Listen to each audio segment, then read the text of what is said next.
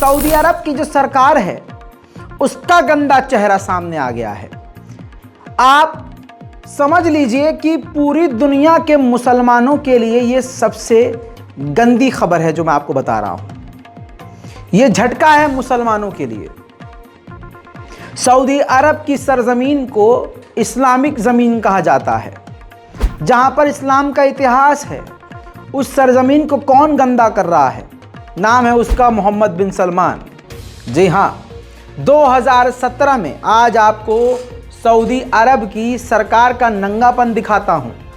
जो भारत और पाकिस्तान में अरब के अंधभक्त हैं, वो मुस्लिम अंधभक्त, ऐसे जबरा अंधभक्त जो सऊदी अरब को देखकर ईद मनाते हैं। चांद से उनको मतलब नहीं होता कि अरब ने कल ईद मना ली तो हमारी आज होगी, या आज उन्होंने ईद मना ली तो हमारी कल तो होगी। चांद से हमें क्या लेना देना? हमारा चांद तो सऊदी अरब है। आइए, आज उनके लिए ये सऊदी अरब की सरकार कितना जिल्लत का सबब बन रही है, और ऐसे लोगों को जलील होना चाहिए जो आंख बंद करके सिर्फ सफ़ेद कपड़ा और हुजूर पाक सल्लल्लाहु अलैहि वसल्लम जैसी पोशाक को देखकर दीवाने हुए पड़ेंगे। बस इनसे बेहतर कोई नहीं है। दोस्तों, 2017 में मोहम्मद बिन सलमान के एक प्रोजेक्ट को अनाउंस किया गया, रेड सी प्रोजेक्ट। अब आज इसमें हाई लेवल का काम चल रहा है और काफ़ी जल्द ये प्रोजेक्ट कंप्लीट हो जाएगा। ये एक सी साइड है, एक आइलैंड है, और इस आइलैंड पर, इस टापू पर समझिए, हर चीज़ है। मोहम्मद बिन सलमान का ये खुद का प्रोजेक्ट है और ये सऊदी अरब का सरकारी प्रोजेक्ट है। इसके ज़रिए पूरी दुनिया के टूरिस्ट को बुलाया जाएगा, इससे बिजनेस किया जाएगा, और यहाँ के कानून इस्लामिक हैं। जैसे आप जानते हैं कि सऊदी अरब में शराब बैन है, शादी के बिना जिना बैन है, सेक्स कर नहीं सकते आप, शादी के बिना अगर कुछ किया तो फिर आपकी खैर नहीं है।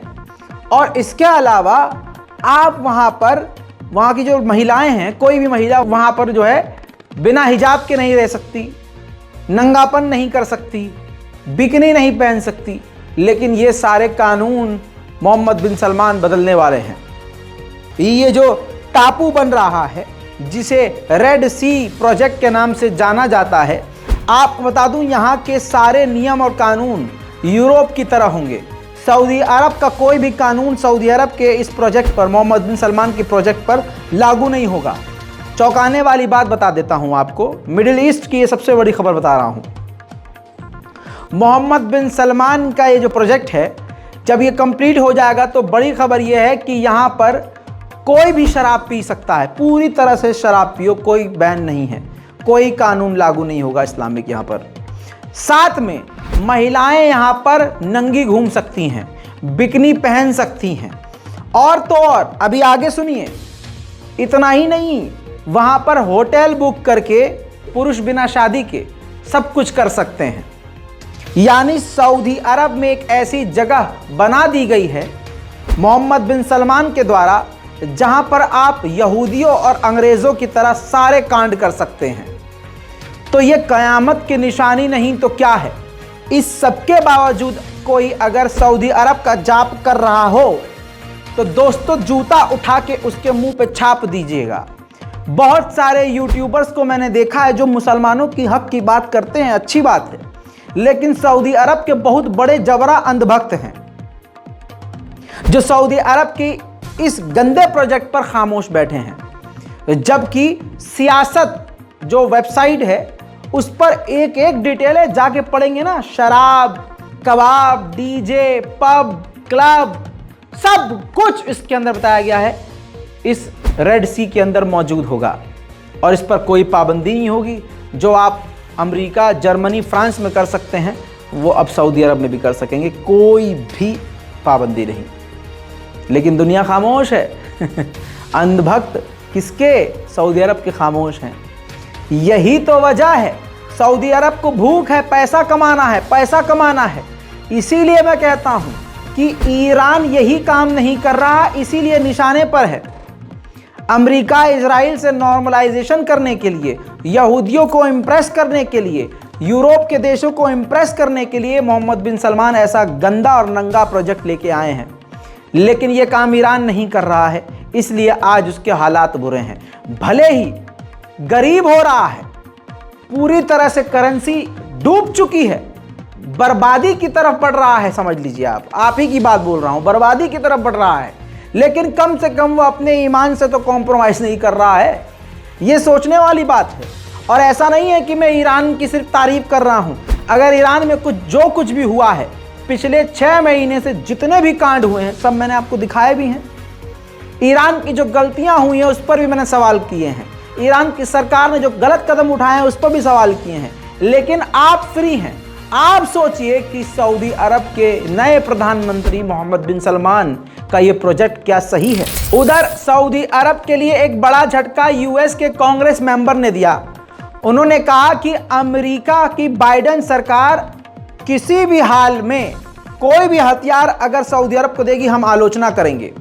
हत्ता कि अगर इस शर्त पे भी अमेरिका ने हथियार सऊदी अरब को दिए कि आप नॉर्मलाइजेशन इजराइल से कीजिए, हम इसके बदले आपको हथियार अच्छे देंगे, हम इसकी शर्त पर भी बाइडेन सरकार की आलोचना करेंगे और सऊदी अरब को हथियार नहीं देने देंगे। बहुत कुछ बड़ा हो रहा है, गुपचुप हो रहा है। इसी महीने दूसरी बार अमेरिका के विदेश मंत्री एंटोनी ब्लिंकन इसी महीने में दूसरी बार इजराइल फिर से पहुंचने वाले हैं। दोस्तों, वहीं जॉर्डन बिना बताए, बिना किसी प्लानिंग के इजराइल के प्रधानमंत्री नेतन्याहू पहुंच गए और वहां के किंग से मुलाकात करी। खिचड़ी क्या पक रही है नहीं पता, लेकिन कुछ तो पक रहा है। उधर आयरलैंड ने इजराइल को झटका देते हुए कहा है कि आपने यूरोपीय यूनियन के फंड के द्वारा फिलिस्तीन के स्कूल और कॉलेजेस जो बनाए गए थे, जिनको आपने तोड़ दिया, वो आप पैसे अब लौटा दो, वो आपको खामियाजा भुगतना होगा। वहीं यूरोपीय यूनियन, ब्रिटेन और अमेरिका ने जो ईरान पर पाबंदी लगाई है, ईरान ने कहा है हम इसका बदला जरूर लेंगे। इस बात को ये तीनों याद रखें। उधर बात करें ईरान के अंदर की, तो ईरान के हालात अभी भी कहीं ना कहीं तितर बितर नजर आ रहे हैं। Death to Khamenei, death to dictator के नारे आज भी ईरान की गलियों में कहीं ना कहीं सुनाई दे रहे हैं।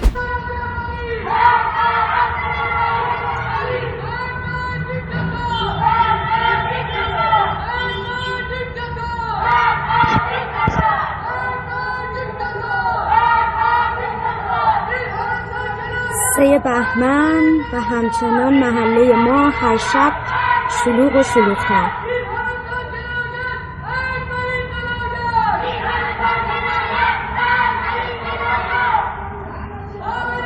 वहीं बड़ी खबर यह है कि जहां सऊदी अरब के विदेश मंत्री ने ऐलान किया था कि हम ईरान के साथ अपने रिश्तों को ठीक करने के लिए सोच रहे हैं, इस स्टेटमेंट का ईरान ने ऑफिशियली सपोर्ट किया है और कहा है ये अच्छा कदम है, हम भी यही चाहते हैं। उधर अमेरिका ने अपने ही दूसरे दुश्मन चीन से कहा है कि ईरान से वो तेल लेना बंद कर दे, और अमेरिका ने स्टेटमेंट जारी किया कि हम प्रेशर बना रहे हैं चीन पर कि या तो तेल लेना बंद कर दे ईरान से या कम कर दे।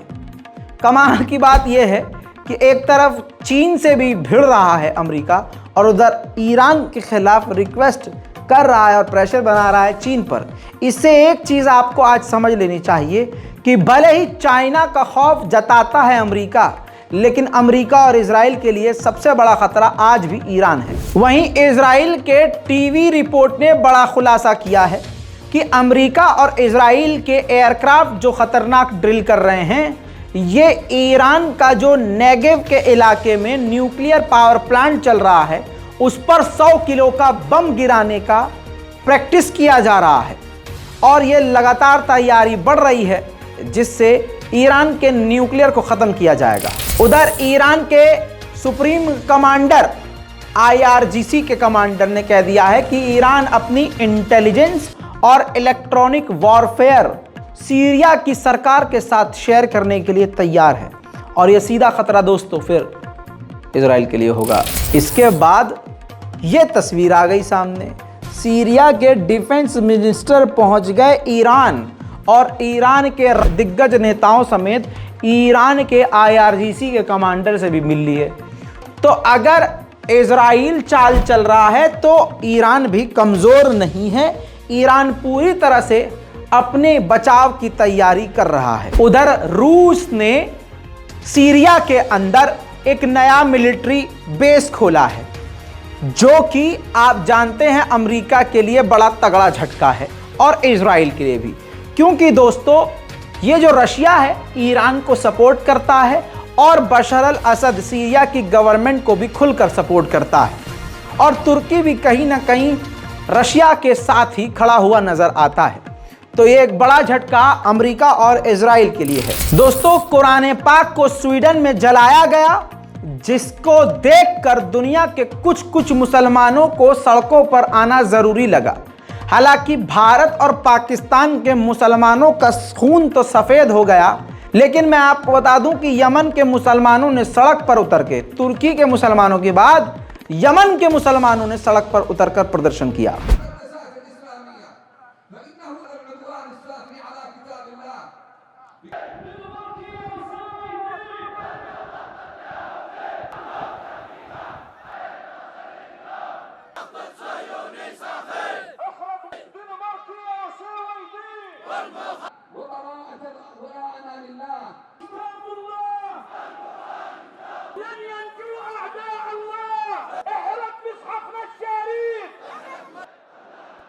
और आप ये मत सोचिए कि तुर्की में प्रदर्शन रुक गया है।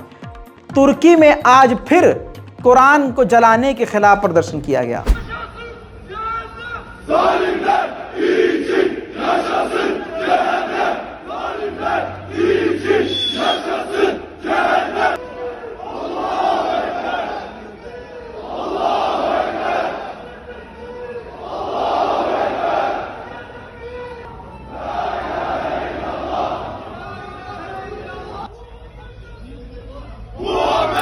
इन सब के बाद इंडोनेशिया ने भी आवाज उठाई और स्वीडन के एम्बेसडर को समन करके खरी खोटी सुनाई। इन सब के बाद आपको यह बता दूं कि ये व्यक्ति देखिए, ये नेदरलैंड का व्यक्ति नेदरलैंड में सड़कों पर उतर के फिर से कुरान की बेहुरमती करता हुआ देखा गया। दोस्तों, कुरान के पन्नों को फाड़कर इसने जमीन पर फेंका और उस पर पैर रखा। सारी तस्वीरें नहीं दिखा सकता, लेकिन ये इसलिए हो रहा है मेरे दोस्तों, क्योंकि दुनिया के मुसलमान अपनी गैरत को नाली में बहा चुके हैं। हालांकि तुर्की ने इसकी आलोचना करी है और कहा यह गया है कि स्वीडन के अंदर जिस व्यक्ति, जिस जानवर ने, जिस सूअर ने कुरान जलाया, वो भी नेदरलैंड का था। इंटरनेशनल मीडिया अब स्वीडन को नंगा करने में लग चुका है और स्वीडन पूरी तरह से नंगा हो चुका है। स्वीडन के विदेश मंत्री से पत्रकारों ने कुरान के जलाने पर सवाल किया तो अपनी पूंछ को अपने छेद में वापस डाल के भागता हुआ सूअर स्वीडन का विदेश मंत्री नजर आया। Just one question from Turkish media. Sorry, Mr. Minister. Sorry, we need to leave. But she didn't answer my question. Sorry. About the burning of the Quran issue, Mr. Minister. दोस्तों, दूसरी तरफ तुर्की के केजिल्मा fighter drone, जो कि बिना इंसान के उड़ता है, उसका दूसरी बार सफल परीक्षण किया और कहा गया इसको और तुर्की ने अपग्रेड कर लिया है।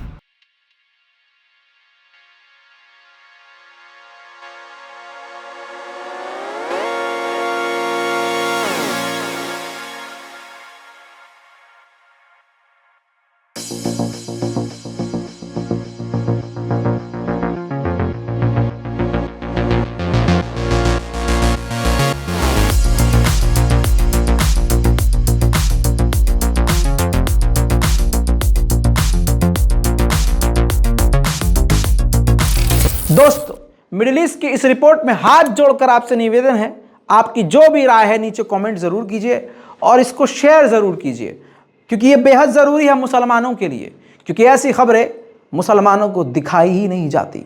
इस रिपोर्ट को शेयर कीजिए, दुआओं में याद रखिए। जय हिंद दोस्तों।